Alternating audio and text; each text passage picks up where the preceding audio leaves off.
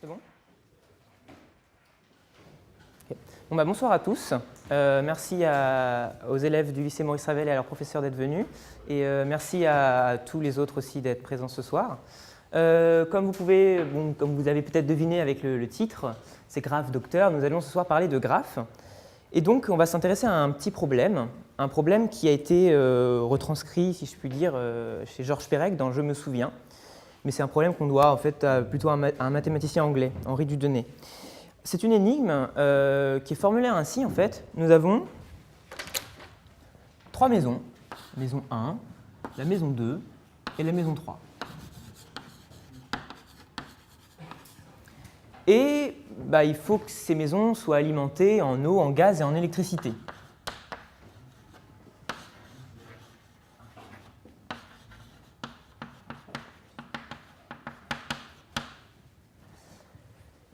Et donc, pour ça, on va faire des raccords avec des tuyaux. Et le problème, c'est qu'on ne veut pas que les tuyaux se croisent.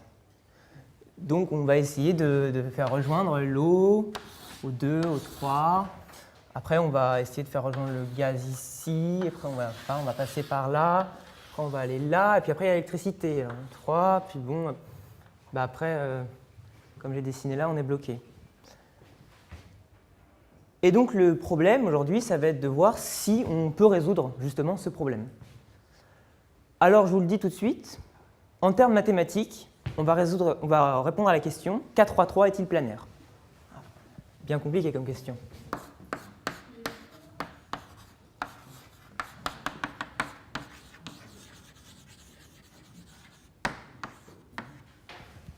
Bon, donc déjà il va falloir qu'on explique ça, et puis ça. Quand même. Et puis pour ça, donc, on va avoir besoin d'une formule, la formule de l'air. Donc on essaiera de démontrer un peu plus tard.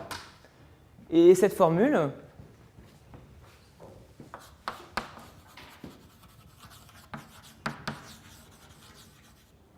elle nous parle de graphes connexes et planaires.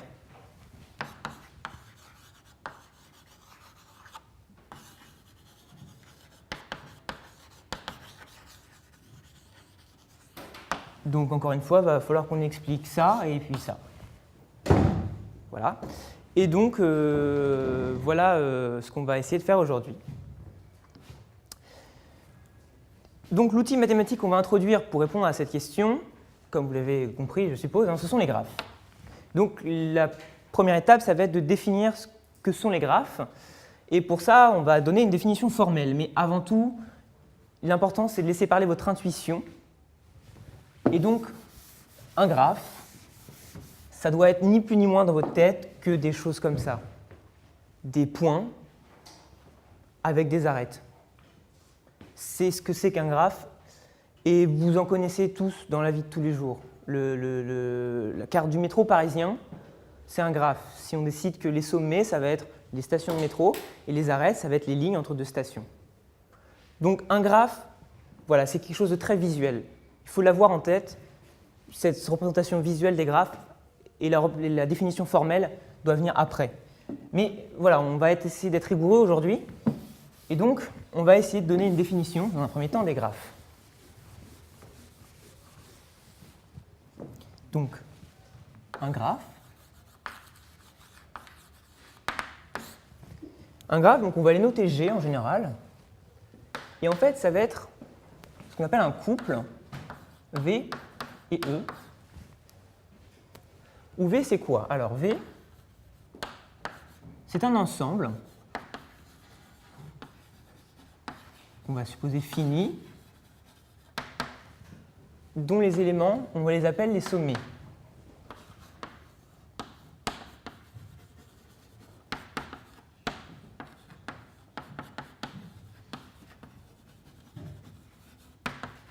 Et E, c'est aussi un ensemble, mais un ensemble particulier, puisque c'est un ensemble qui va avoir comme élément des paires de V. Alors, ensemble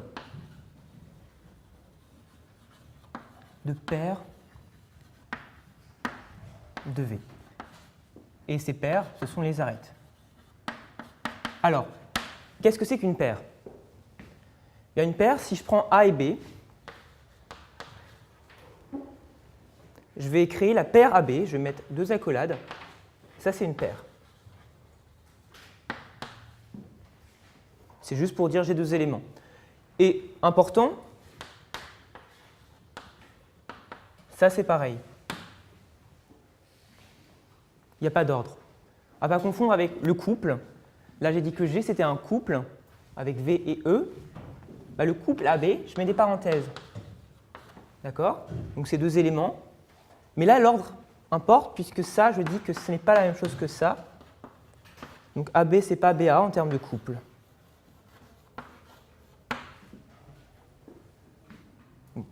Voilà, c'est juste des définitions pour que celle-là vous paraisse un peu plus claire, mais comme je dis tout à l'heure, il faut avoir en tête cette chose-là. Et donc, a priori, un graphe, c'est juste un couple, vraiment, avec un ensemble, enfin, deux ensembles, un de sommet et un d'arête. Et du coup, ça n'a rien à voir avec ça, a priori. Mais bien entendu, on va pouvoir représenter un graphe. Et naturellement, ce qu'on fait quand on représente un graphe, c'est qu'on prend tous les sommets de V, et puis on relie les arêtes qui existent dans E. Donc, pour s'exercer, on va regarder les exemples qui sont au tableau ici. Et on va essayer de voir comment écrire, en termes de définition formelle, quels graphes sont représentés par ces dessins. Alors, disons celui-là. Celui-là, on va regarder les sommets. V, je mets tous les sommets que j'ai. Eh bien, alpha, bêta, gamma, delta.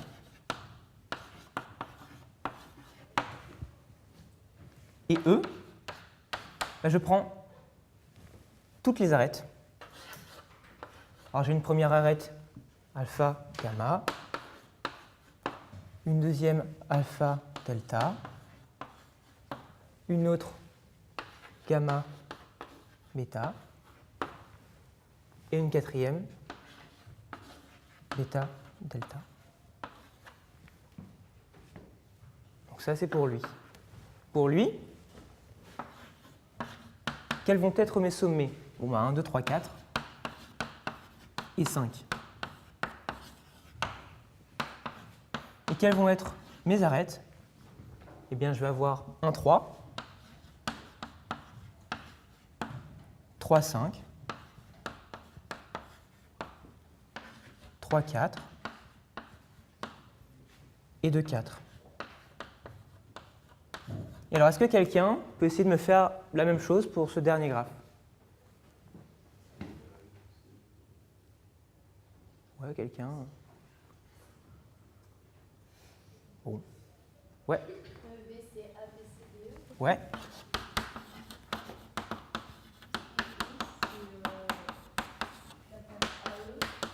Ok. Ouais.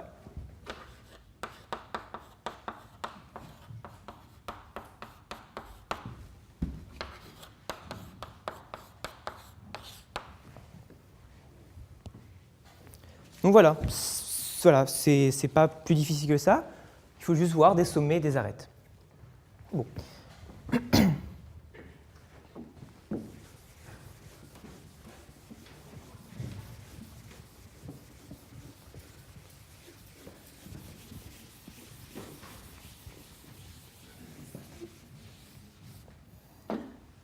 Et justement, maintenant, la difficulté, c'est que représenter un graphe, il y a plein de façons possibles. Donc, on va voir si vous êtes assez à l'aise justement avec voir si deux graphes sont deux représentations différentes représentent le même graphe. Alors, on va donner par exemple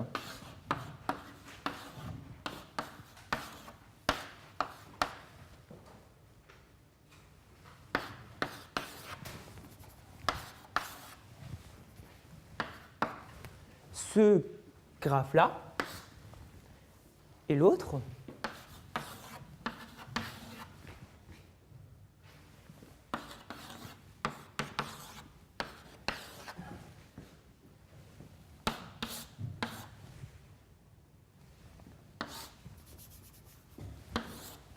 Alors, est-ce que ces deux dessins représentent le même graphe?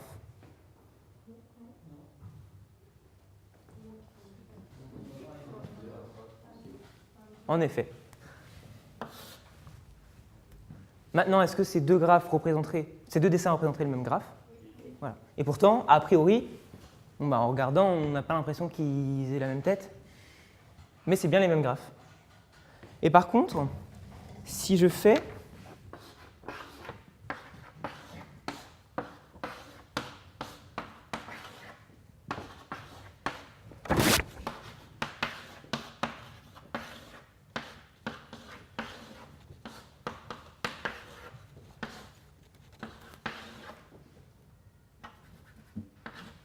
et ces deux graphes-là, alors est-ce que c'est les mêmes? Alors pourquoi c'est pas les mêmes? Ouais, les sommets ne sont pas appelés pareil. Du coup, si je me fie à ma définition, ce n'est pas les mêmes. Bon, maintenant, vous voyez bien que quand on regarde ces deux choses-là, on a quand même envie de dire qu'elles se ressemblent beaucoup. Et du coup, on va en venir à ce point-là, qui a l'air très sorcier avec ce terme-là, à isomorphisme près, et qui va juste vouloir dire ça, que si je regarde ce graphe-là, et je regarde ce graphe-là, et bien certes, ce n'est pas rigoureusement les mêmes, mais enfin, si j'étudie une propriété de l'un, je vois bien que la propriété va être la même pour l'autre. Et donc c'est juste ça qu'on va dire quand on va parler à isomorphisme près.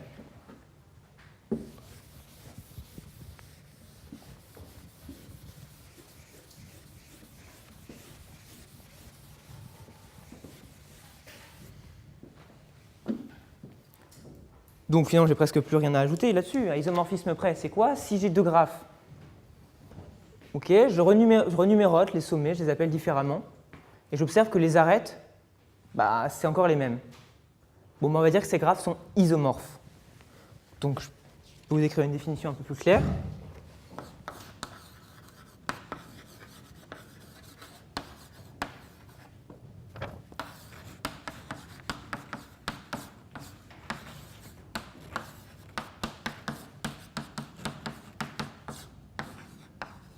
Alors pourquoi isomorphe? Alors, isomorphe, ça vient du grec.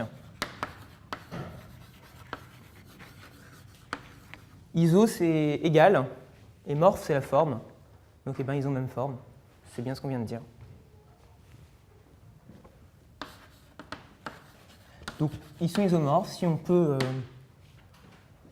renommer.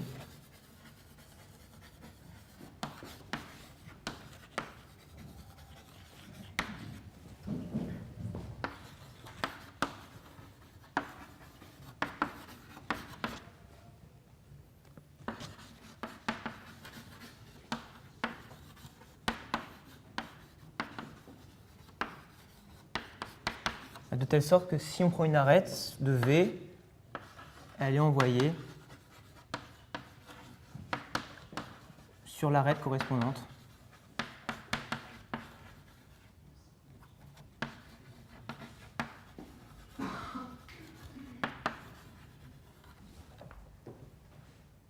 Dans G', plutôt une arête.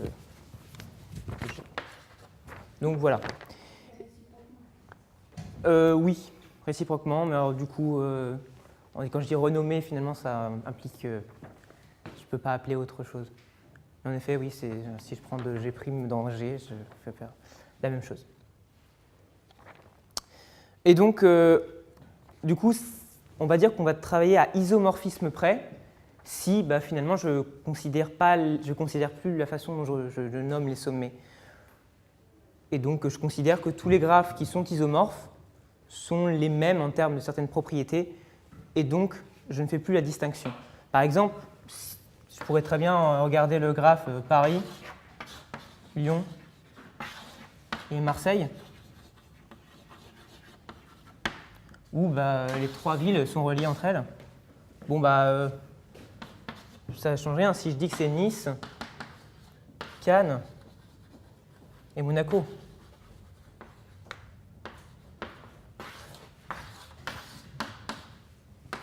Voilà, ça ne changera plus rien. Pour moi, ces deux graphes, ça sera les mêmes.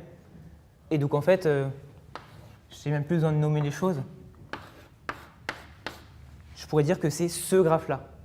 Et pourtant, ce graphe-là, il n'a pas de... Il peut pas vraiment... Enfin, il n'existe pas vraiment, c'est quelque chose d'abstrait. Je n'ai pas de nom de sommet, mais pourtant, je vais dire que c'est ce graphe-là que j'étudie.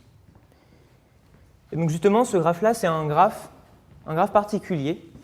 Et donc, je vais vous présenter deux catégories de graphes particuliers, et notamment, si vous vous rappelez notre question, K3, 3, est-il planaire? Ça va vous permettre de voir K, 3, 3. Mais on va les englober dans une grande catégorie de graphes.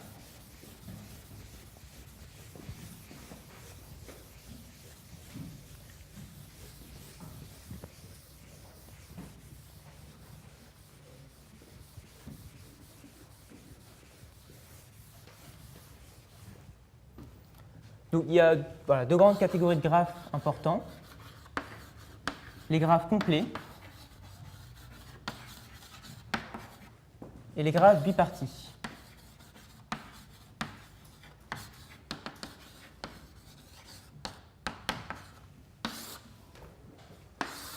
Alors pour les graphes complets, il faut que je me donne un entier, n, un entier strictement positif.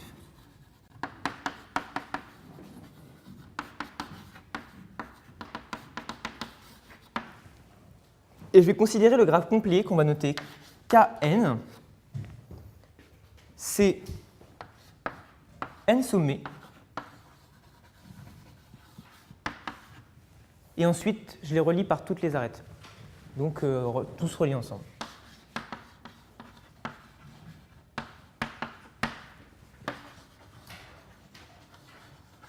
Donc, par exemple, donc K1, il n'y a pas d'intérêt, on prend un sommet.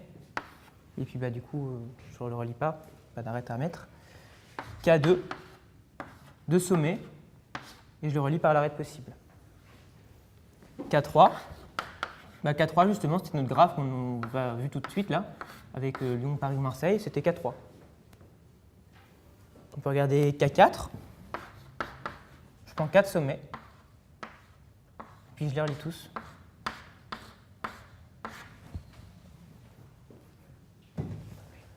Donc ça, c'est pour les graphes complets. Et on a les graphes bipartis, qui sont un petit peu plus complexes. Cette fois-ci, il va falloir considérer deux entiers. Donc, disons, n et p, des entiers, encore une fois, strictement positifs. Et là, ce qu'on va faire, c'est qu'on va prendre deux groupes de sommets. Donc, on va prendre un groupe à n sommets, un groupe à p sommets. Donc, disons que là, ça va être les sommets à n, là, les sommets à p, les sommets dans AP. Et les arêtes, on va prendre toutes les arêtes qui relient un sommet de AN avec un sommet de AP. Donc, on note mathématiquement. Cohérent. Donc, toutes les arêtes avec un élément dans AN et un élément dans AP.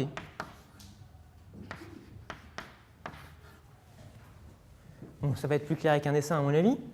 Donc, disons, regardons K1, 2.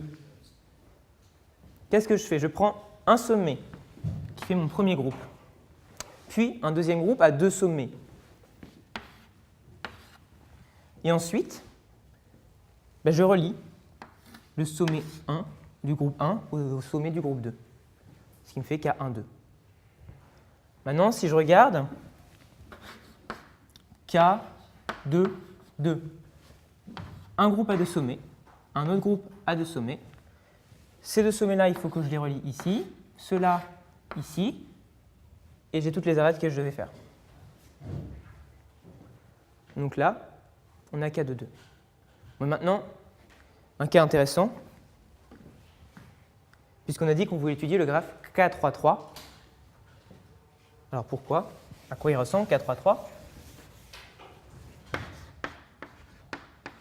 K3, 3, il y a un groupe à trois sommets. Et un autre groupe à trois sommets.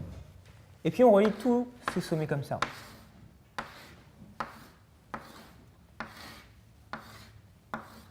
Et donc ça, c'est notre K3, 3. Et alors pourquoi c'est le graphe qui nous intéresse? Nous, on avait dit qu'on avait trois maisons.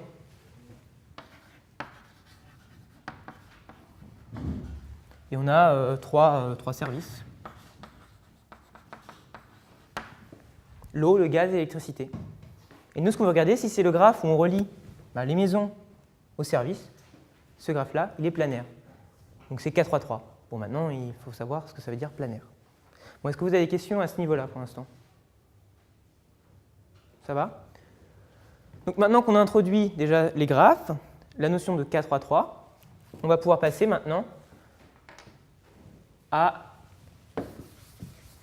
au graphe planaire dans un premier temps.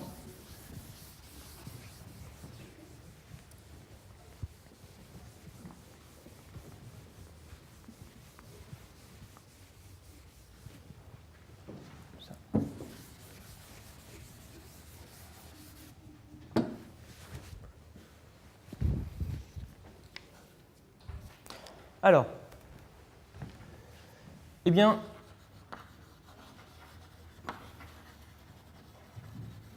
notre problème, quel est-il? On a dit qu'on voulait regarder si on avait notre graphe K3,3. Voilà, on a nos 2 fois 3 sommets. On a dit qu'on aimerait bien représenter ce graphe de telle sorte que finalement, nos arêtes qui correspondent à nos tuyaux ne se croisent pas.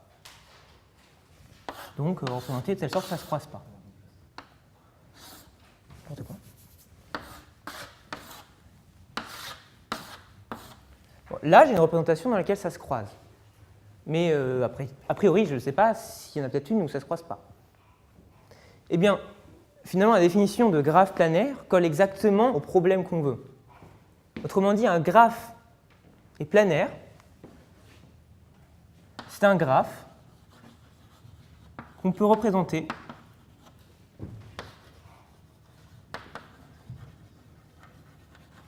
donc dans le plan de telle sorte que les arêtes ne se croisent pas.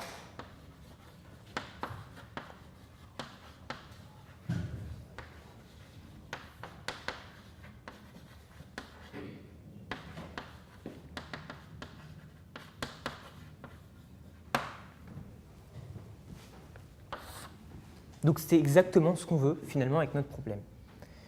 Mais alors justement, là j'ai dit ici, ça ne prouve pas que mon graphe n'est pas planaire.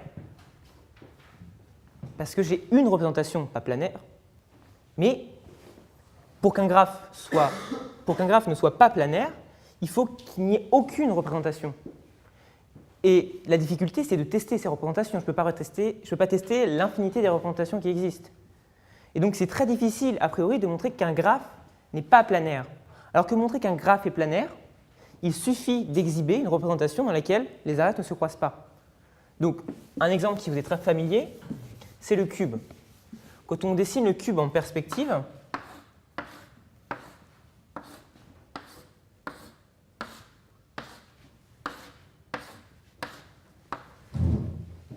eh bien, on se fait croiser les arêtes en général. Donc là, c'est une représentation qui n'est pas planaire. Pour autant, le cube est planaire. Est-ce que vous arrivez à voir à peu près pourquoi?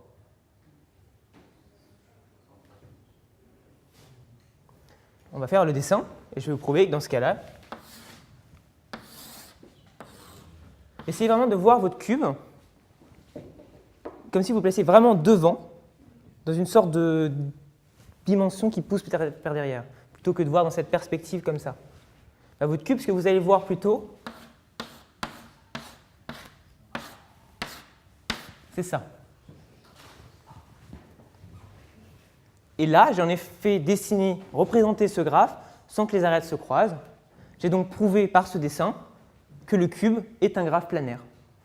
Et donc, ce dessin illustre aussi le fait qu'il est facile, si on a trouvé la façon de le dessiner, de montrer qu'un graphe est planaire.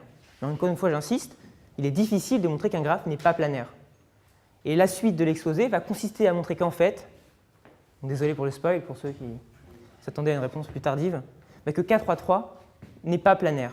Et justement, c'est pour ça qu'on a besoin d'outils plus poussés que juste un dessin et qu'on va avoir besoin de cette formule de l'air. C'est parce que pour montrer que K3,3 n'est pas planaire, eh bien, on ne peut pas se contenter de tester tous les dessins possibles. Parce que sinon, on ne finirait jamais.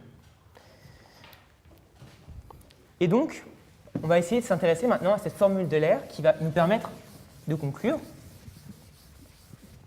Alors, avant de passer à mon petit 2, cette partie 2, graphe connexe, je vais vous l'énoncer, la formule de l'air.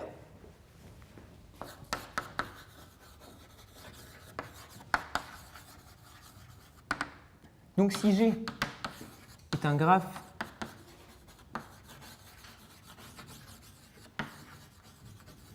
connexe, et donc là j'en viens à connexe, et planaire, alors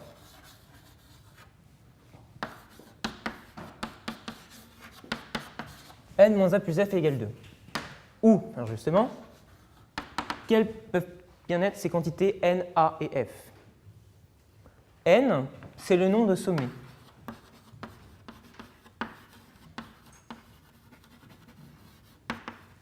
A, nombre d'arêtes. Et alors F, ça va être un nombre de quelque chose. Bon, ça va être le nombre de faces. Bon, qu'est-ce que c'est que ça? Donc ça, on va y venir aussi. Mais donc, c'est la formule qu'on va utiliser qui va nous permettre de conclure. Mais pour ça, il faut déjà que je vous parle de graphe connexe.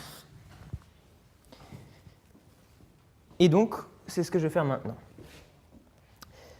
Pour avoir en tête ce que ça peut être un graphe connexe, dites-vous que quand on a un graphe, voilà, par exemple, notre graphe de tout à l'heure, Paris-Marseille, est très bien, parce que quand c'est comme ça, on a envie de se balader sur ce graphe. On a envie de le parcourir, autrement dit, on a envie de se promener sur les arêtes. J'ai envie d'aller de Paris à Marseille, bon, je peux passer par là, je peux aussi très bien passer par là. Et du coup, ça donne une notion de chemin. J'ai un chemin pour aller de Paris à Marseille qui passe par Lyon. Ça donne une notion de chemin sur les graphes. Et la notion de connexité, ça va être la notion associée au fait que, eh bien, si je prends deux sommets quelconques, je peux toujours aller de l'un à l'autre en passant par un chemin. Par exemple, le graphe du métro parisien que je vous ai cité tout à l'heure, j'aimerais bien qu'il soit connexe. Autrement dit, si je pars de Châtelet et que je veux aller, je ne sais pas, à Odéon, j'aimerais bien trouver un certain nombre de lignes sans que je sorte du métro. Et cette propriété-là, c'est la propriété de connexité.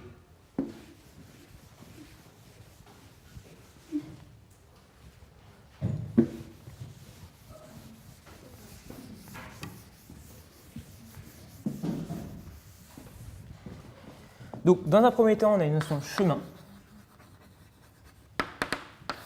Eh bien, c'est juste une suite finie de sommets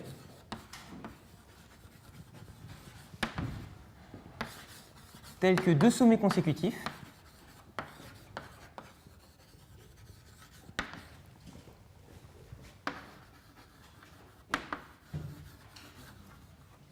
sont reliés par une arête.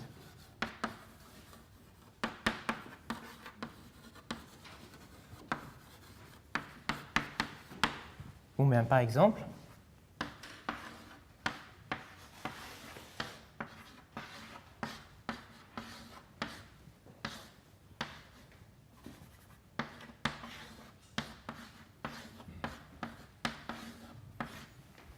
dans ce graphe-là, j'ai un chemin qui va être 1, 2, 3, 5, 6, 7 par exemple. C'est un chemin qui va de 1 à 7. Et alors, la notion associée, c'était graphe connexe. Je vais l'écrire là, il faut le garder.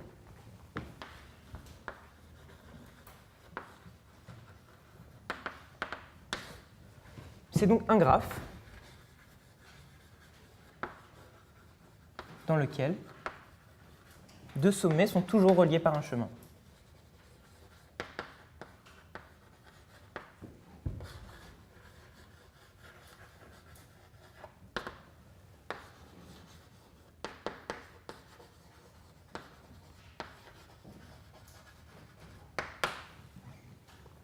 Ce graphe-là, il est connexe.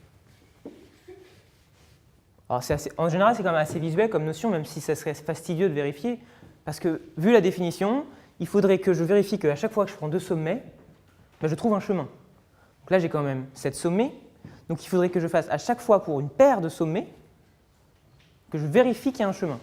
C'est assez fastidieux. Mais comme je le dis, c'est visuel. Si je prends un peu de recul, j'arrive à peu près à voir que ce graphe est connexe. Autrement dit, si je prends deux sommets, eh bien, je vais trouver un chemin. Et pas connexe, par exemple, c'est ça. Voilà.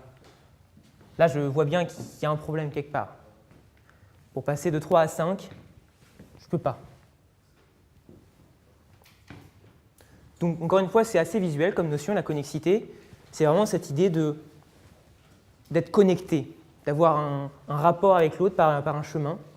Et si on n'est pas connexe, bah, c'est qu'il y a deux parties qui sont déconnectées l'une de l'autre. Ouais. Mais juste dans ce cas-là, comment on sait que c'est quand même un seul graphe et pas deux graphes? Par définition, enfin, là j'ai représenté quelque chose. Je peux dire que j'ai représenté le graphe G, où j'ai pris comme sommet V, bah, c'est 1, 2, 3, 4, 5, 6, 7.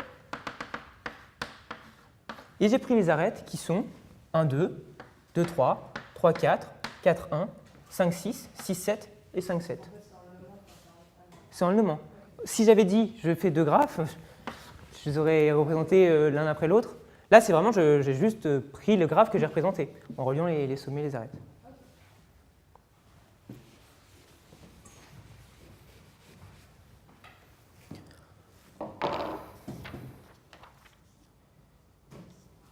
Donc c'est à peu près tout ce que je voulais dire pour le moment pour les graphes connexes, enfin en tout cas à ce niveau-là. Parce que maintenant on va s'intéresser aux arbres. Alors pourquoi s'intéresser aux arbres? Parce que nos graphes connexes, disons qu'il est encore plus simple qu'eux. C'est des objets assez sympathiques, en un sens, parce que je peux toujours aller d'un sommet à un autre. Maintenant, bah, des chemins, et j'en ai plusieurs possibles dans des graphes connexes. Je peux aller de 1 à 3 en passant ou bien par 2 ou bien par 4 dans lui, qui est connexe. Bon. Eh bien, les arbres, ça va être encore plus simple, si vous voulez, dans un certain sens, qu'un graphe connexe. Et pourquoi vous les introduire? C'est parce que, justement, on va pouvoir montrer la formule de l'air en la montrant d'abord sur un arbre, parce que c'est simple, et ensuite on va voir comment on construit un graphe connexe à partir d'un arbre, et avec ça, on va pouvoir réussir à montrer notre formule. Alors, qu'est-ce que ça va être un arbre? Donc là, l'arbre, ça va être relié à la notion de chemin, et on va voir la notion de cycle. Un cycle, ça va être un chemin, mais qui a même point d'arrivée et même point de départ.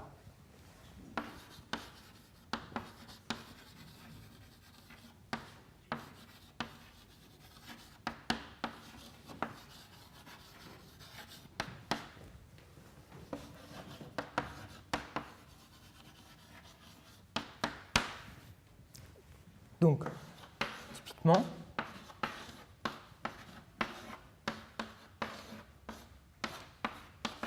dans ce graphe-là, j'ai un cycle.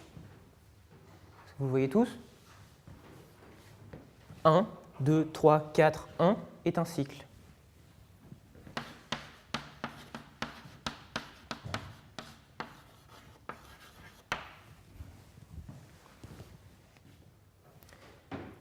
Et alors la notion d'arbre, ça va être justement, on veut encore un graphe connexe, mais on va demander qu'il n'y ait pas de cycle. Donc un arbre, c'est un graphe connexe sans cycle.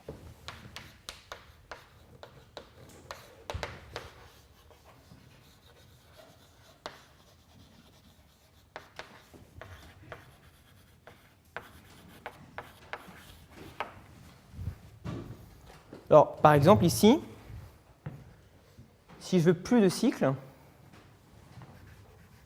bon, bah, j'enlève cette arête et je vois que j'ai plus de cycle. Et alors, pourquoi on appelle ça arbre? Bah, si, par exemple, je choisis mon sommet 4, j'ai envie que ce soit la racine, on va être dans le vocabulaire des végétaux. On va prendre 4 et je veux dessiner un arbre. Bon, l'arbre, ça monte, on dessine en bas. Eh bien, je vais faire des branches.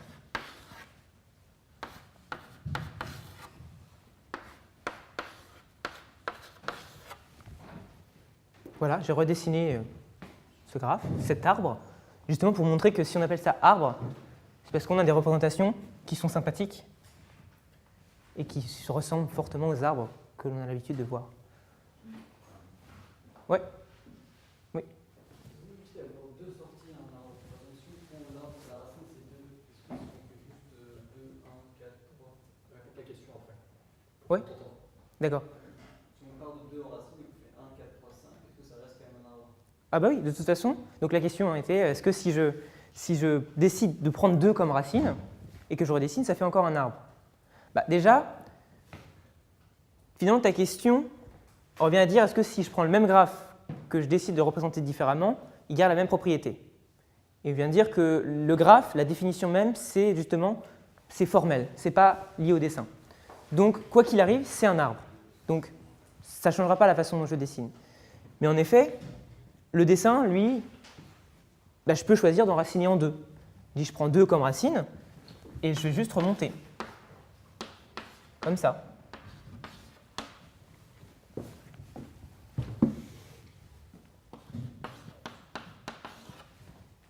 C'est un arbre.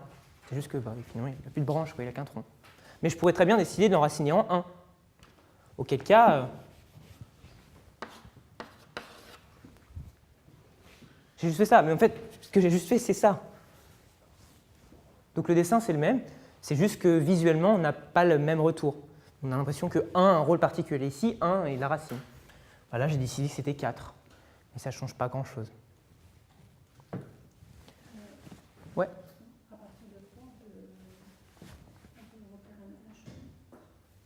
Comment ça? À partir de 30, mettre par exemple 6 et 7. Ici, là? Bah, si on veut, mais ça serait un graphe différent. Là, ça serait encore un arbre, oui. À partir du moment où il n'y a pas de cycle, justement, où la seule façon d'aller un chemin, finalement, c'est de faire ce « je redescends vers la racine et je repars dans le sens du truc », ça me dit que c'est un arbre. Et justement, ces représentations-là sont commodes parce que visuellement, on voit qu'il n'y a pas de cycle. Si je dessine un peu n'importe comment, en effet, on pourrait avoir l'impression qu'il y a des cycles. Mais là, il n'y en a pas. Alors, ils ont des propriétés assez intéressantes, les arbres. Par exemple, en restant dans le vocabulaire végétal, aux arbres, on peut parler de feuilles. Bon, d'après vous, qu'est-ce que ça va être nos feuilles? Et par exemple, on prend ce dessin-là, on a rajouté 2 sommets.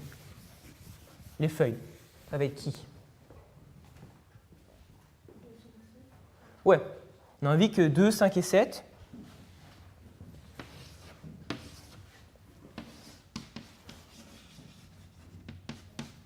Soient des feuilles. Parce qu'ils sont au bout des branches. Eh bien, en effet, alors une feuille, qu'est-ce que ça va être?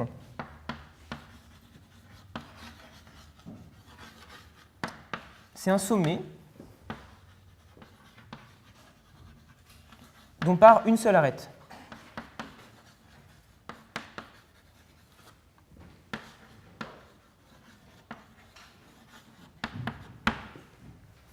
C'est bien le cas pour 2, 5 et 7. La seule arête qui part de 2, c'est l'arête de 1. La seule arête qui part de 5, c'est l'arête 5, 3. Et la seule arête qui part de 7, c'est l'arête 6, 7. Et alors, je ne vais pas vous montrer, enfin, si vous voulez, on peut essayer de voir un peu à quoi ça ressemble. Mais moi, je vous dis que dans tout arbre, il y a toujours une feuille, au moins. D'accord? Donc ça, c'est un résultat. On va admettre tout arbre a au moins une feuille.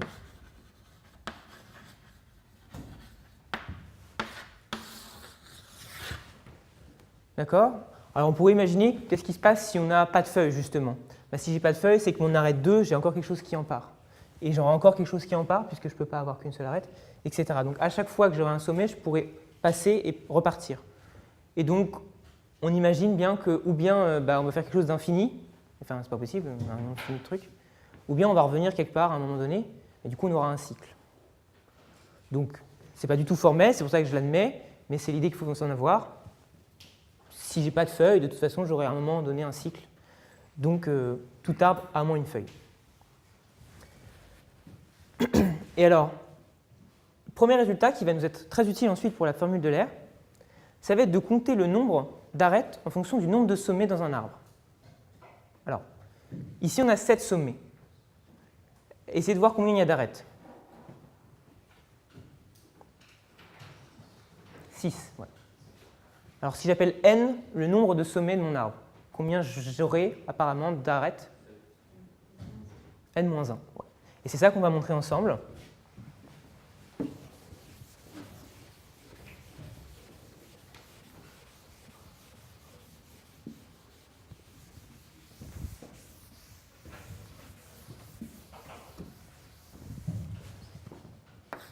On appelle ça un lemme, parce que c'est un petit résultat.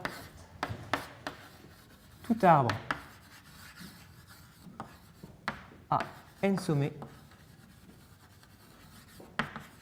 possède n-1 arête. Alors, on va faire une démonstration.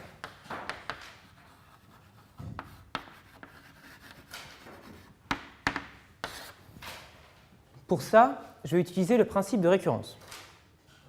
Alors, je ne sais pas si vous êtes en terminale. Donc, bon, ça va. Mais je vais quand même leur expliquer. Mais, donc, on va faire une récurrence. Donc, je vais vous expliquer que c'est la récurrence. Pour ceux, ça a été exposé dans un exposé précédent. Et donc, je vais quand même vous prendre le temps de réexpliquer un peu ce que c'est, pour ceux qui n'auraient pas eu la chance d'y assister. Récurrence, l'objectif, c'est de montrer une propriété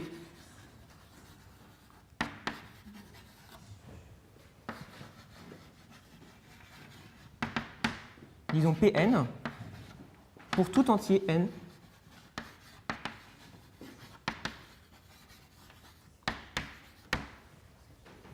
éventuellement qui démarre à 1, qui démarre à 2 si on a besoin, mais c'est l'objectif. Pour ça, on utilise quelque chose finalement d'assez visuel. Je sais que c'est vrai à l'étape 0. On va montrer que c'est vrai à l'étape 0. Disons qu'on monte P0, on appelle ça l'initialisation.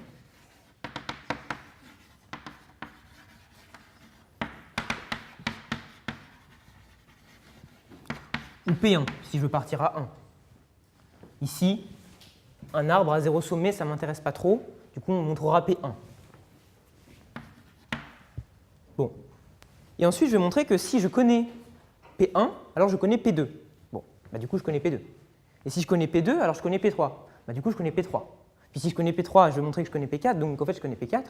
Et donc l'idée, c'est de montrer que si je connais ma propriété au rang n, si je connais Pn, alors je sais aussi que Pn plus 1 est vrai. Et donc, on voit bien, c'est juste, si je connais, je sais monter étape par étape, et donc je vais pouvoir montrer la propriété pour tout n. Et donc ça, c'est ce qu'on appelle l'étape d'hérédité.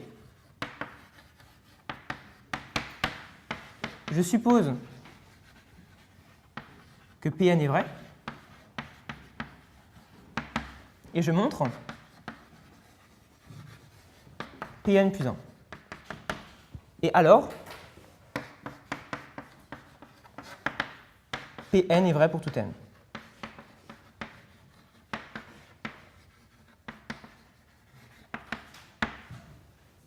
Est-ce que ça va, ça? Ouais? Du coup, on va l'appliquer dans notre cas. Ma propriété Pn, c'est tout arbre. Enfin, c'est ça, quoi. Voilà. C'est Pn. Je veux montrer que tout arbre à n sommet possède n-1 arête.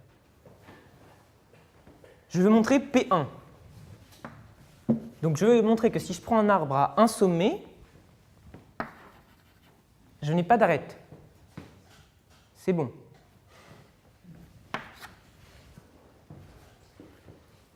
Maintenant, je vais faire mon étape d'hérédité. Je suppose Pn vrai. Autrement dit, je suppose que je sais qu'à chaque fois que j'ai un arbre à n sommets, j'ai n-1 arête. Maintenant, je veux montrer Pn plus 1. Qu'est-ce que je fais? Je me donne un arbre à n plus 1 sommet.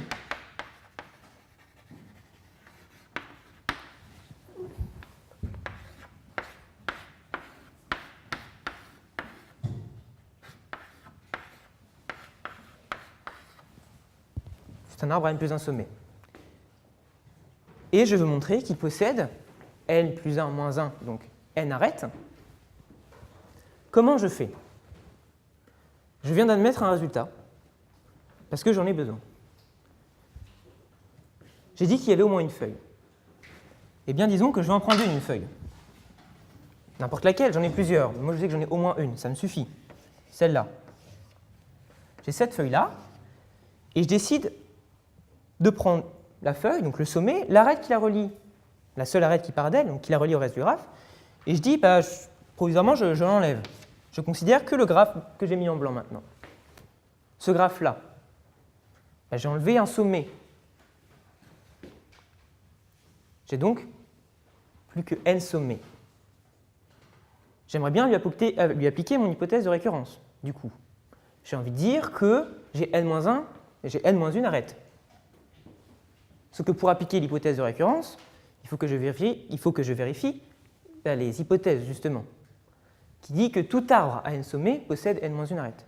Donc pour pouvoir appliquer l'hypothèse, il faut que je vérifie encore que ce graphe-là est encore un arbre. Parce qu'a priori, ce n'est pas immédiat, puisque j'ai enlevé une arête et un sommet. Bon, que se passe-t-il? Est-ce que c'est un arbre?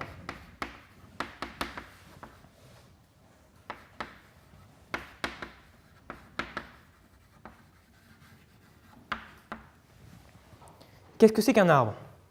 Un graphe connexe sans cycle. Est-ce que j'ai un cycle? J'en avais pas avant, puisque c'était un graphe sans cycle, c'était un arbre. J'ai enlevé une arête. Je n'ai donc aucune chance d'avoir rajouté un cycle. Est-ce que c'est clair pour vous? Oui. Bon, donc déjà on n'a pas de cycle. Maintenant il faut vérifier que c'est connexe. Connexe, ça veut dire si je prends deux sommets, je peux trouver un chemin. Bon, je prends deux sommets, quelconques. Bon, est-ce que j'ai encore un chemin? On a envie de dire oui. Maintenant, l'idée, c'est peut-être que mon chemin passait par cette arête-là. Et si ce chemin passait par cette arête-là, dans ces cas-là, il n'est plus dans le graphe que je considère. Du coup, il n'est pas bon. Mais ce n'est pas grave, en fait, parce qu'à partir du moment où je vais cette arête-là, la seule solution pour revenir dans le reste du graphe, c'est de descendre. Donc, si je prends un chemin qui passe par là, je peux décider de m'arrêter là, avant qu'il fasse l'aller-retour, puis lui il fait l'aller-retour, tant pis, puis je refais la suite du chemin. Est-ce que ça va? Est-ce que c'est clair pour vous? Ouais? Vous voulez que je réexplique ou pas? C'est bon? Donc du coup, ce qu'on vient de prouver, c'est que l'arbre ici où j'ai enlevé mon sommet et mon arête, enfin le graphe, pardon, est encore un arbre. C'est donc un arbre à n sommets.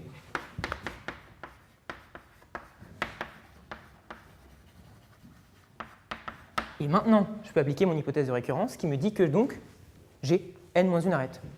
Dans cette chose-là, j'ai n-1 arête. Maintenant, dans le graphe total, j'ai une arête de plus, celle-là, j'ai donc n arêtes.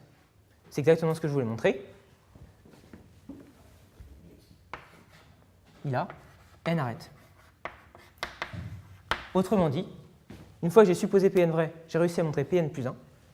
Et le principe de récurrence me dit que dans ces cas-là, c'est vrai pour tout n. Autrement dit, je viens de montrer ma propriété. Ça va, ça? Donc, on va essayer de garder en tête ce résultat. Il nous sera utile tout à l'heure pour démontrer la formule de l'air. Maintenant, justement, ce que je vous dis, l'autre intérêt des arbres par rapport aux graphes connexes, c'est que c'est plus simple. Et donc, si j'arrive en fait à déconstruire mes graphes connexes pour obtenir des arbres. Et donc ça va être la propriété que je vais vous énoncer tout de suite.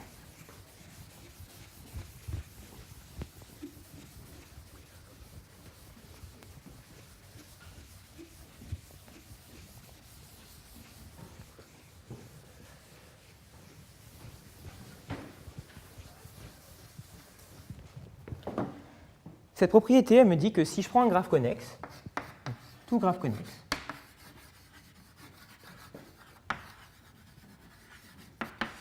eh bien, je peux l'obtenir à partir d'un arbre avec les mêmes sommets. Il s'obtient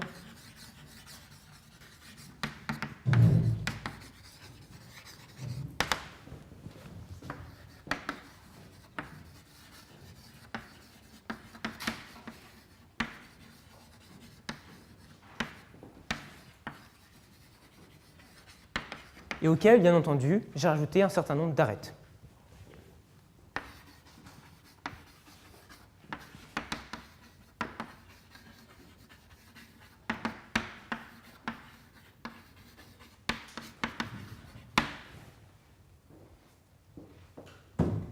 D'accord?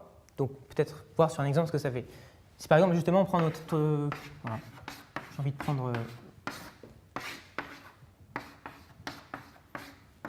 le cube.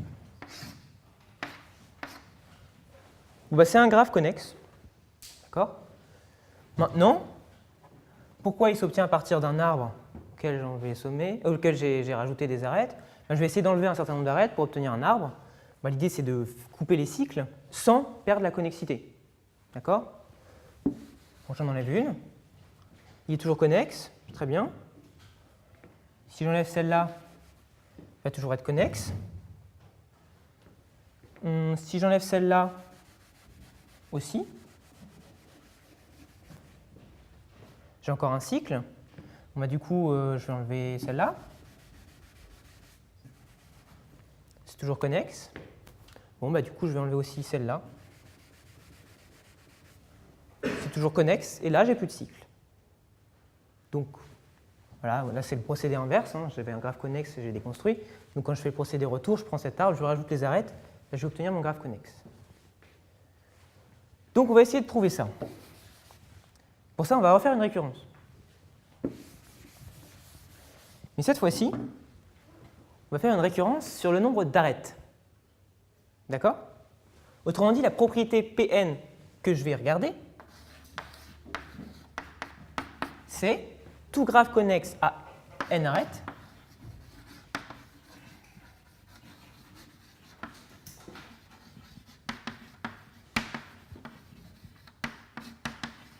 et ensuite, c'est le blablabla là, s'obtient à partir d'un arbre avec le même sommet auquel j'ai ajouté des arêtes. Ou 3 petits points, c'est toute cette partie-là. D'accord ? Donc on va appliquer le même schéma que tout à l'heure. Je le montre à l'étape initiale. Alors ici, je peux commencer à 0. Des graphes à 0 arêtes, c'est bien. Ça existe. P0, ça me dit quoi ? Que tout graphe connexe à 0 arêtes s'obtient à partir d'un arbre auquel j'ai ajouté des sommets, des arêtes. Bon, ben, un graphe connexe à 0 arêtes, encore une fois, c'est lui, c'est un arbre. C'est bon. Donc je n'ai pas besoin de rajouter d'arêtes, en fait. Ça marche. Bon. Maintenant, je suppose Pn. D'accord ? Je sais que c'est vrai pour tout graphe connexe à n arêtes. Je veux montrer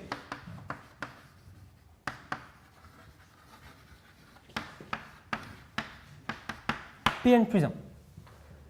Donc pour ça, je considère un graphe connexe à n plus une arête.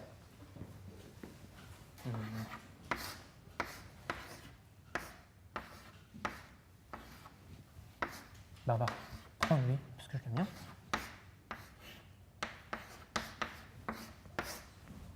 Voilà, c'est un graphe connexe à n plus une arête.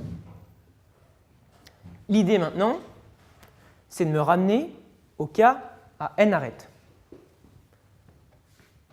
Pour ça, bah déjà, je me dis, si c'est déjà un arbre, bon, c'est pas ce cas-là, donc c'était un arbre. Voilà, j'ai un graphe comme ça, à n plus une arête. C'est déjà un arbre, donc je n'ai pas besoin de lui rajouter d'arête. Ma propriété est vraie. Donc je peux supposer que ce n'est pas un arbre. D'accord ? Donc si c'est un arbre, donc, je prends un graphe G, connexe à n plus une arête. Si arbre, ok. Maintenant, si ce n'est pas un arbre.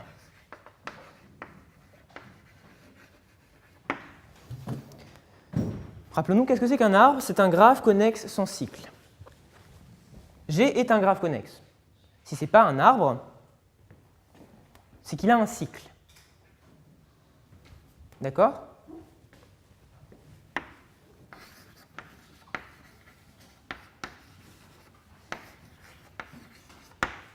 Hein, je répète, mon graphe G est connexe, mais ce n'est pas un arbre. Vu la définition d'un arbre, c'est donc cette hypothèse est vérifiée, celle-là non. Il a donc un cycle. Dans ces cas-là, je vais regarder un cycle. Par exemple, lui, c'est un cycle. Et comme je l'ai dit, je veux me ramener au cas où j'ai n arêtes. Pour ça, je vais prendre une arête quelconque ici, de ce cycle, et je vais l'enlever.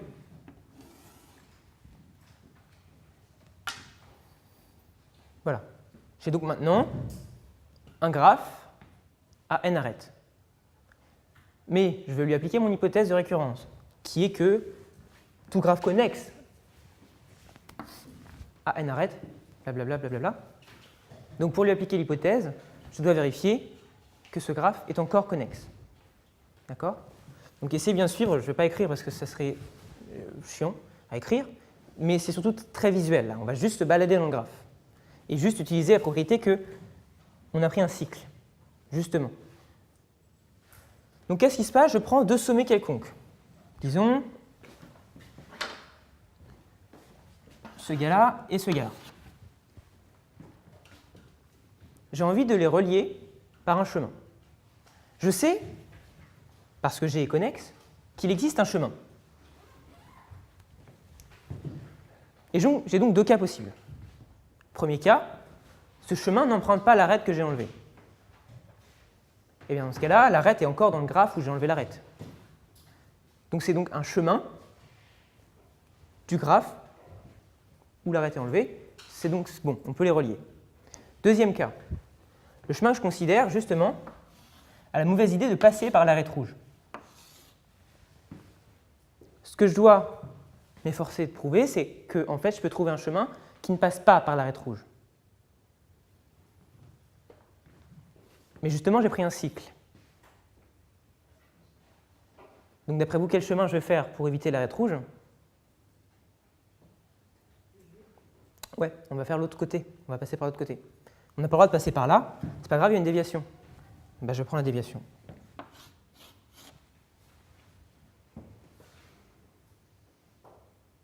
Là, vous pouvez imaginer vraiment un réseau routier où il y a des routes qui sont barrées. C'est vraiment ça. Si la route que je veux prendre ne passe pas par la route barrée, ben ça me va, hein, je peux y aller. Et puis sinon, ils ont mis en place une déviation. Ben donc je passe par cette déviation. Et je peux encore arriver à destination. Et donc, c'est encore connexe. Donc le graphe G', si vous voulez, est connexe à n arêtes.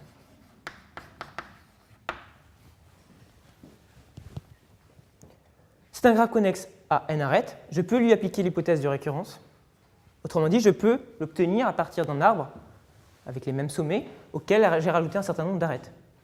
Et bien maintenant, pour obtenir le graphe G, j'ai plus qu'à rajouter encore une arête. C'est donc que le résultat Pn plus 1 est vrai. D'accord? Et le principe de récurrence, dans ce cas-là, me permet de conclure. J'ai prouvé P0, j'ai prouvé que, en supposant Pn, je sais montrer Pn plus 1. Dans ces cas-là, c'est vrai pour tout n. Autrement dit, j'ai montré ce résultat qui dit que tout graphe connexe s'obtient à partir d'un arbre avec les mêmes sommets et auquel j'ai rajouté des arêtes. Est-ce que ça va? Ouais? Donc, maintenant qu'on a toutes ces choses-là, si vous voulez, on a les bases. On a le socle, on a les arbres. On sait comment on passe d'un arbre à un graphe connexe. Et maintenant, pour essayer de montrer cette formule de l'air. Donc, on va essayer de faire ça.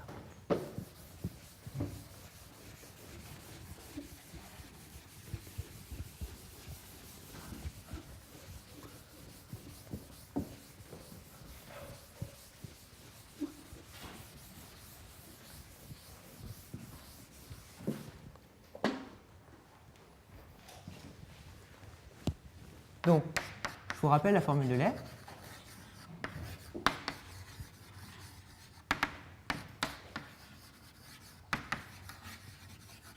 Tout graphe connexe est planaire. Donc maintenant, ces trois premiers mots-là, graphe, connexe et planaire, on les a expliqués. Et donc, il vérifie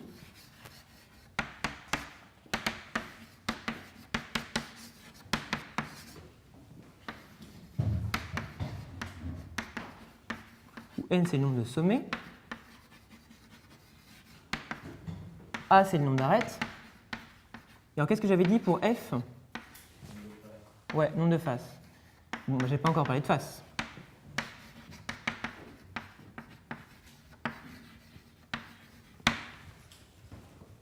Donc il reste encore à parler de cette chose-là avant de vous montrer la formule.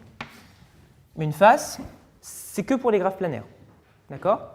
C'est pour ça qu'on se place dans ce cadre-là de graphe planaire. Une face d'un graphe planaire,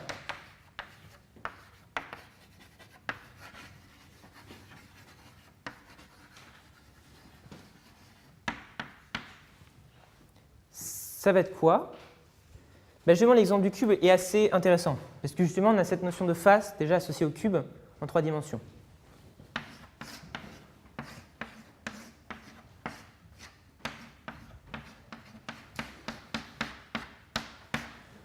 Justement, une face, ça va être ce qu'on veut pour une face du cube.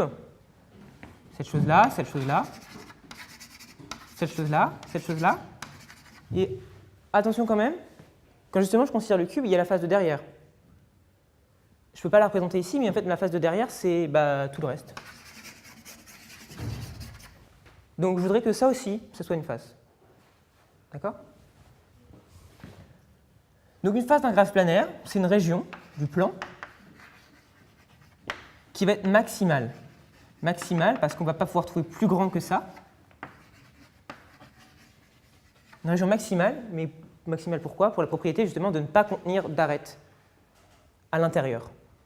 Donc c'est une région maximale du plan qui ne contient pas d'arêtes.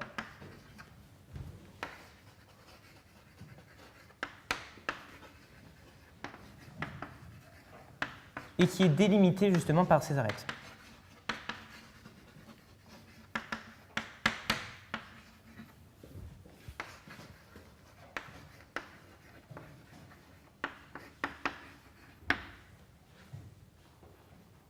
Et c'est juste ces choses-là. Hein.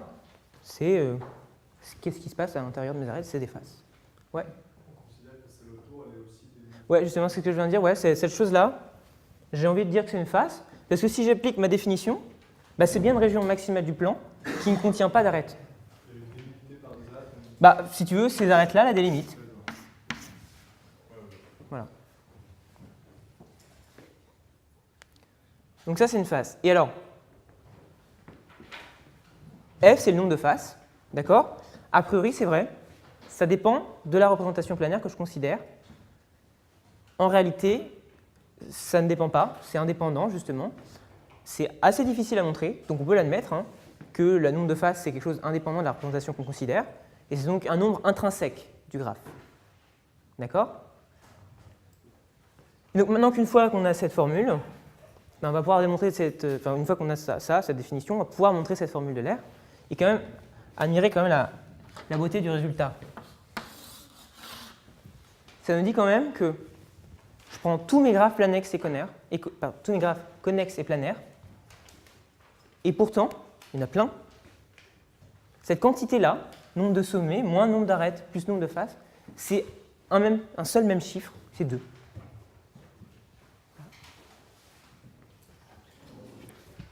Alors, comment on va montrer ça? Donc on va essayer d'empiler les résultats qu'on a depuis tout à l'heure. On a vu qu'un arbre à n sommets possède n-1 arête. Donc on va commencer par le cas de l'arbre déjà.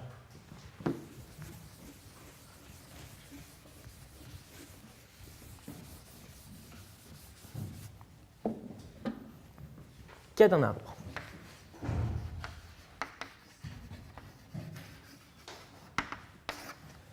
Donc un arbre à n sommets. D'accord? On a dit que du coup, A égale n-1. Maintenant, F c'est quoi? Pour un arbre. Je fais un dessin. C'est quoi F ici? Ouais, c'est 1. Est-ce que ça va pour tout le monde? La seule région qui est délimitée par des arêtes et qui est maximale au sens de ne pas contenir d'arêtes, c'est tout ça, en fait, c'est tout le plan, sauf éventuellement cette arête. Donc f égale 1. Du coup, maintenant, si je regarde, c'est quoi n-1 plus f? C'est n moins n-1 plus 1, c'est 2. Donc ça marche pour les arbres. Maintenant, on veut montrer que c'est vrai pour un graphe connexe quelconque, mais planaire, bien entendu. Pour ça, on sait que ce graphe connexe, je peux le déconstruire en enlevant des arêtes petit à petit jusqu'à obtenir un arbre. Donc du coup, si je fais le procédé inverse, je pars d'un arbre, je sais que c'est vrai. Je vais aller chercher mon graphe connexe en rajoutant des arêtes les unes après les autres. Je veux garder un graphe planaire. Donc il va falloir que je rajoute des arêtes, mais qui ne croisent pas les autres arêtes. Et l'idée, c'est de montrer qu'en faisant ces rajouts successifs d'arêtes, cette quantité n-a plus f, elle va rester constante égale à 2. Donc on va regarder si on rajoute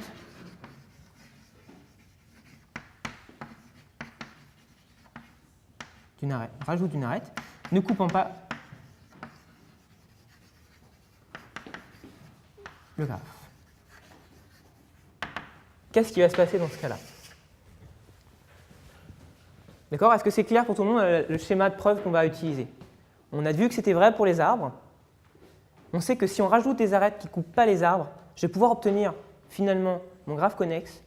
Et bien du coup, il faut que je vérifie que si je rajoute une arête, ça ne change pas cette quantité-là.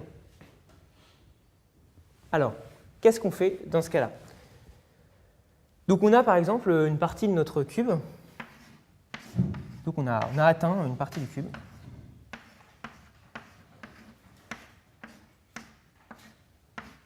Voilà. On a atteint cette étape-là, à un moment donné dans notre construction. Donc là, je sais que n-a plus f égale 2. Je le sais. On est dans une étape où on a vérifié que c'était vrai. D'accord? Alors ici, juste pour fixer les idées, n c'est 8. A, à ce moment-là, on a 1, 2, 3, 4, 5, 6, 7 arêtes. Et f, alors f c'est quoi à ce moment-là? À ce moment-là, c'est cette face-là. Et puis finalement, on regarde ce que le reste, ça forme une autre deuxième face. Donc f égale 2 à cette étape-là.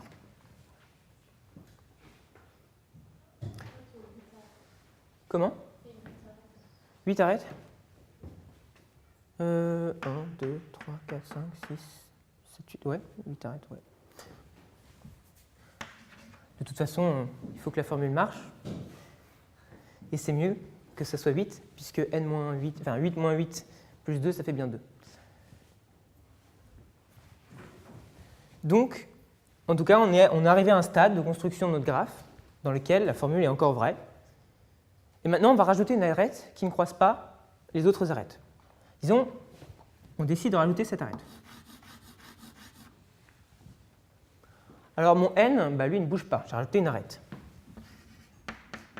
N devient n. Voilà.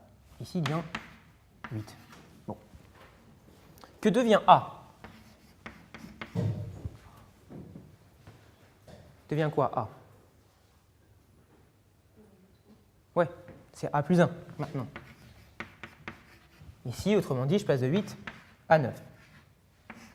La question maintenant, c'est que devient f?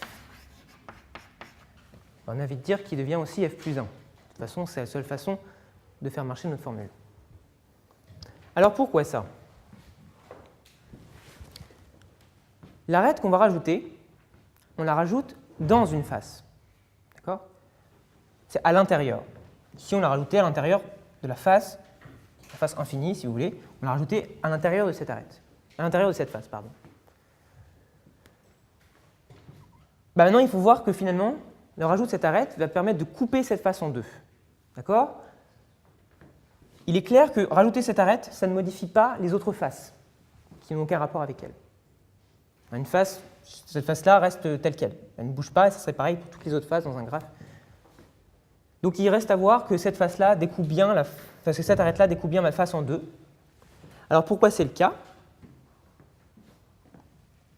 Eh bien, finalement, cette arête, elle va relier deux sommets qui sont déjà sur le bord. Si vous voulez, là on vient juste dans un cas où on considère le bord, éventuellement fini, ça peut être ça ou pas, puisqu'on peut être dans le cas ou bien d'une arête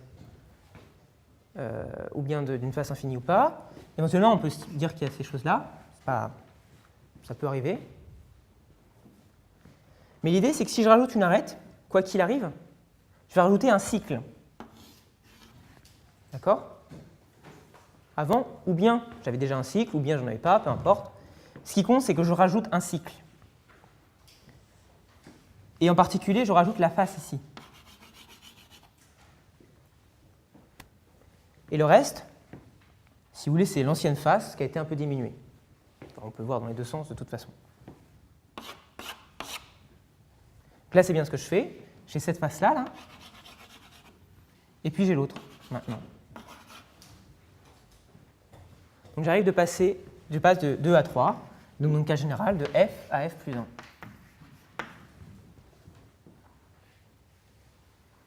Et donc maintenant, est-ce que ma formule reste encore vraie quand j'ai fait cette chose-là? Bon, bien, je vérifie. N, c'est N. A, c'est A plus 1. Et F, c'est F plus 1. Ben, ça, c'est N moins A plus F. C'est donc 2. Et voilà. On a montré la formule de l'air. Bon, mais ce n'était pas ça le problème. Le problème initial, c'est est-ce qu'on peut relier nos tuyaux sans que ça se croise. Et donc, on avait dit que ça revient à montrer que K3,3 n'est pas planaire. Donc, on va garder en tête notre formule de l'air.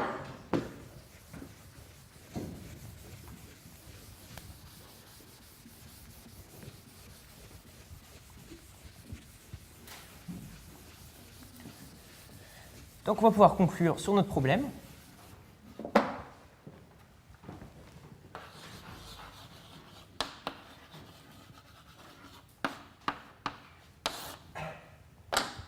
Donc, le théorème qu'on va démontrer maintenant, c'est que K3,3 n'est pas planaire.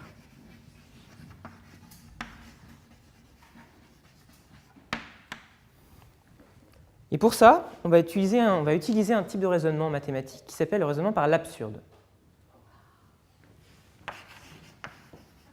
Alors, en quoi consiste le raisonnement par l'absurde?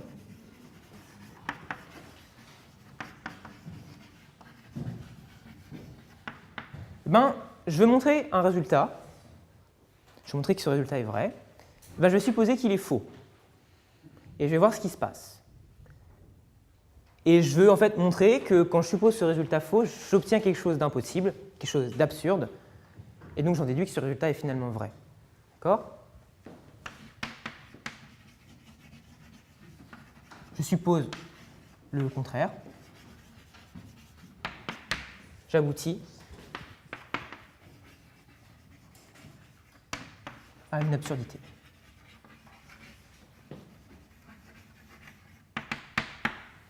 Ici, je vais supposer que K3,3 est planaire.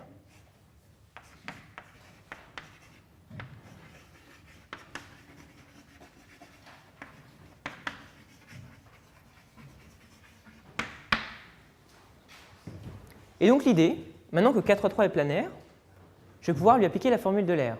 Pourquoi? Parce qu'il est aussi connexe. Alors, ou bien ça se voit, hein,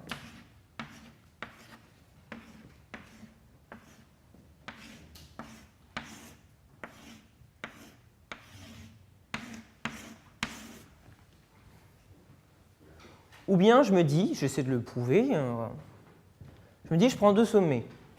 Premier cas, c'est deux sommets qui sont dans ce groupe-là et dans ce groupe-là. Eh bien, par définition du graphe K3,3, je sais que je peux les relier. C'est la définition même. Autre possibilité, c'est deux sommets du même groupe. Donc, ça pourrait être ce groupe-là, c'est pareil.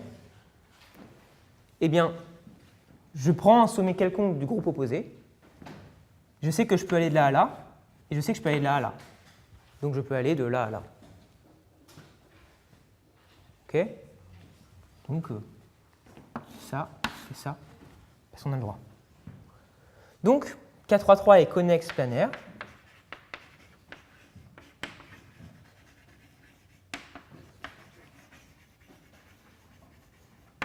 Je peux lui appliquer la formule de l'air. Autrement dit, j'ai n moins a plus f égale 2. C'est quoi n ici? N, c'est 6. A, qu'est-ce que ça va être A? Si on compte, il y en a 9. Du coup, j'ai un nombre de faces. Si vous voulez, c'est une inconnue. Qu'est-ce que ça me dit? Ça me dit que moins 3 plus f égale 2. Autrement dit, ça me dit que f égale 5.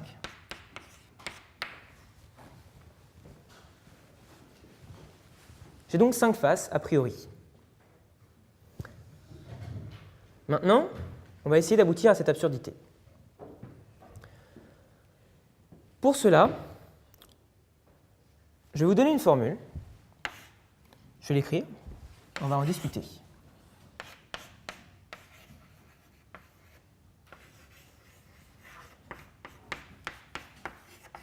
Bon.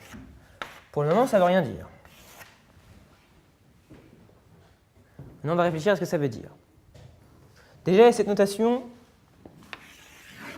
deg f pour degré de f. Ce que j'appelle le degré d'une face.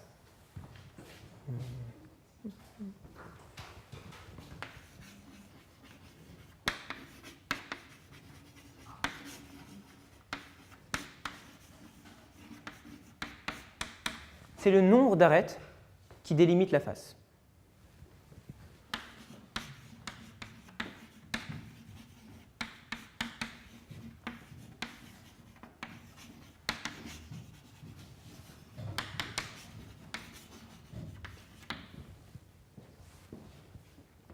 Bon. D'accord? A, c'était le nombre d'arêtes. Maintenant, ce symbole-là, qui est sûrement connu pour certains d'entre vous, c'est le symbole somme. Autrement dit, quand je dis ça, je dis que quand je somme tous les degrés des faces de mon graphe, j'obtiens 2 fois le nombre d'arêtes. Pourquoi cette formule est en fait assez évidente? C'est que quand je parcours une face, quand je compte les arêtes, chaque arête, elle apparaît pour 2 faces. Est-ce que c'est clair ça? On arrête.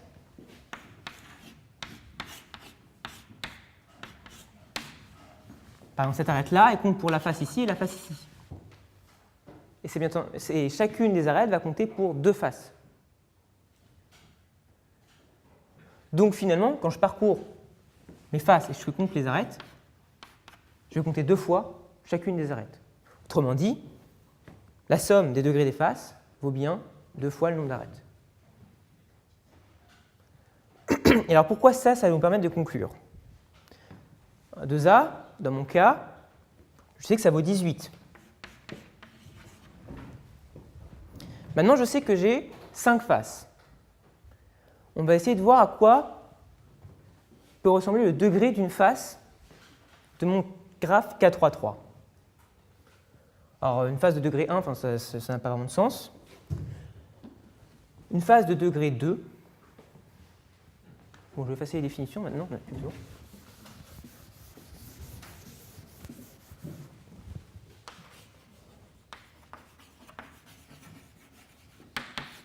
Ça serait quelque chose comme ça. Et justement, on n'a pas permis de définir des doubles arêtes. Et de toute façon, il n'y en a pas dans le K3,3. Donc non. Degré 3. Une phase de degré 3, on a 3 arêtes.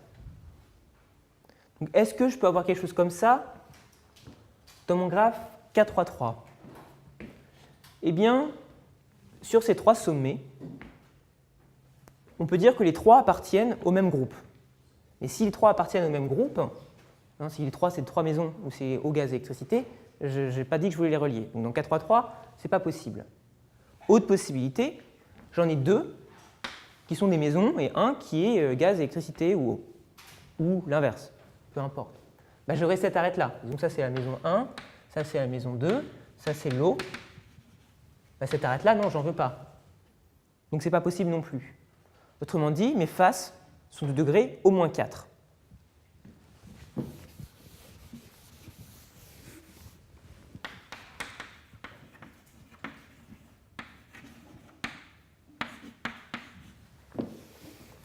Bon. On a 5 faces. 5 faces de degré au moins 4. Donc la somme des degrés des faces est supérieure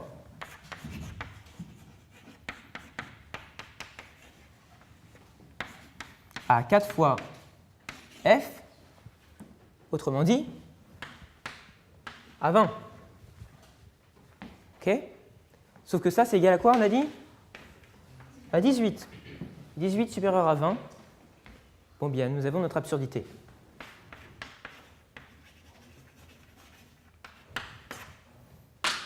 Autrement dit, on vient de montrer que K3,3 n'est pas planaire. Et donc nos problèmes initiaux, savoir si on pouvait relier nos maisons avec nos services sans que les tuyaux ne se croisent, on vient de le résoudre. Et on ne peut pas le résoudre. Évidemment, on a montré qu'on ne pouvait pas le résoudre. Donc voilà, c'était tout ce que je voulais vous dire à propos de ce problème-là. Maintenant, il y a plein d'autres choses à faire intéressantes. Notamment ce résultat-là, il y a un deuxième graphe qui n'est pas planaire, assez simple, c'est K5. Vous savez, on prend 5 sommets, on les relie tous ensemble. Avec un raisonnement similaire, on arrive à montrer qu'il n'est pas planaire. C'est assez facile. Maintenant, il y a un théorème très puissant, et très fort, et très difficile à démontrer. Ça s'appelle le théorème de Kuratowski, qui nous dit qu'en fait, les graphes qui ne sont pas planaires sont exactement les graphes qui ont comme sous-graphes K3,3 et K5. Si ça vous intéresse, je vous encourage à aller regarder au moins ce que ça veut dire être un sous-graphe et voir un peu à quoi ressemble ce théorème. Maintenant, vous allez me dire, le problème qu'on a voulu résoudre, il est un peu bête. Et je vous l'accorde, c'est un peu con ce qu'on vient de faire. Vouloir relier des maisons avec des tuyaux sans qu'ils se croisent, bon, nous on a la 3D, hein, c'est bien aussi. Mais les graphes sont beaucoup plus utiles en vrai que de faire ces choses-là. Et l'histoire des graphes, c'est une histoire assez récente. C'est le XVIIIe siècle, c'est Euler justement, le début. Donc c'est très récent et aujourd'hui on a des applications dans la vie de tous les jours. Le web c'est relier des sites entre eux. Quel site fait appel à un autre et c'est comme ça que les moteurs de recherche en général marchent. Le GPS, qu'est-ce qu'il fait? Il essaie de vous trouver des chemins dans des graphes et le plus court possible. Donc ça donne lieu à des algorithmes pour essayer de trouver des chemins dans des graphes. Et donc les graphes ont des applications, je vous rassure, beaucoup plus intéressantes que juste montrer qu'on ne peut pas relier des maisons avec de l'eau en dimension 2. Voilà.